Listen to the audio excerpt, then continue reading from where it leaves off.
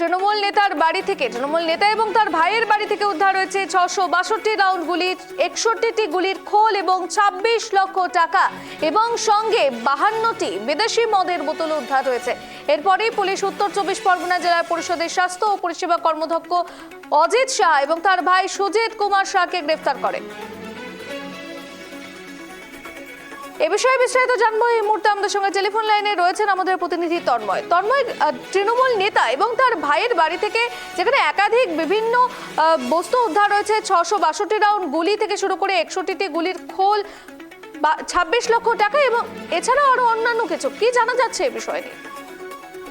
মঙ্গলবার গভীর রাতে কিন্তু গোবরডাঙ্গা থানার পুলিশ একেবারেই অভিযান চালায় মসলান্দপুরের দাপুটে তৃণমূল নেতৃত্ব, যিনি কিন্তু আগে কিন্তু খাদ্যমন্ত্রী জ্যোতিপ্রিয় মল্লিকের অত্যন্ত ঘনিষ্ঠ ছিল এবং যে কিনা বর্তমানে জেলা পরিষদের স্বাস্থ্য ও পরিবেশ কর্মাধ্যক্ষ অজিত শাহ এবং তার ভাই সুজিত শাহ, এই দুজনকে কিন্তু গ্রেপ্তার করা হয়েছে এবং তাদের বাড়ি থেকে কিন্তু 26 লক্ষ টাকার নগদ উদ্ধার করা হয়েছে এবং একাধিক প্রায় 626টি গুলি উদ্ধার করা হয়েছে এবং 61টি গুলির খোল উদ্ধার করা হয়েছে।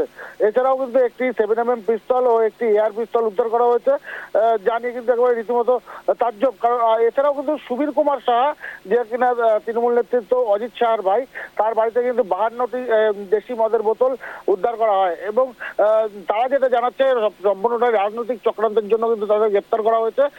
এছাড়াও অজিত শাহ, তার বিরুদ্ধে কিন্তু একাধিক তোলাবাজির অভিযোগ রয়েছে। এছাড়াও তোলাবাজি থেকে শুরু করে বিভিন্ন সাধারণ মানুষকে হুমকি দেওয়া, জমি দখল করা, বিভিন্ন রকম অভিযোগ রয়েছে তার বিরুদ্ধে।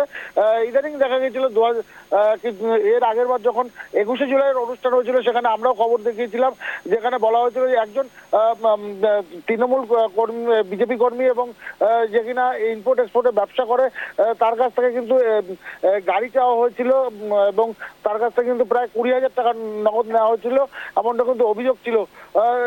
তিনি কিন্তু অভিযোগ করেছেন, পরবর্তীতে অভিযোগের ভিত্তিতে কিন্তু এই অজিত শাহ এবং তার ভাই সুজিত কুমার শাহ তিনি কিন্তু গ্রেপ্তার হয়েছে।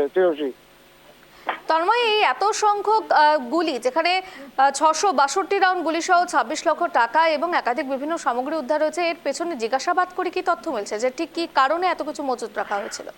দেখো, পুলিশ কিন্তু জিজ্ঞাসাবাদ করছে, তাকে তদন্ত করা হচ্ছে। আজকে কিন্তু তাদেরকে বারাসাত আদালতে তোলা হবে, তাদেরকে বারাসাত আদালতে তুলে তারা কিন্তু পুলিশ হেফাজতের আবেদন করবে, এমনটাই কিন্তু পুলিশ সূত্রে জানা গেছে। তারপর কিন্তু তারা তদন্ত কর্তৃপক্ষ একেবারেই জোর কদমে চালাবে, কারণ জিজ্ঞাসাবাদ পর্ব চলছে।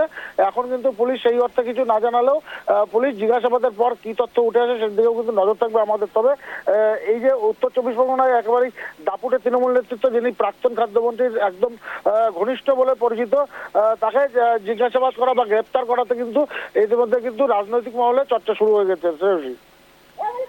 ধন্যবাদ তন্ময়।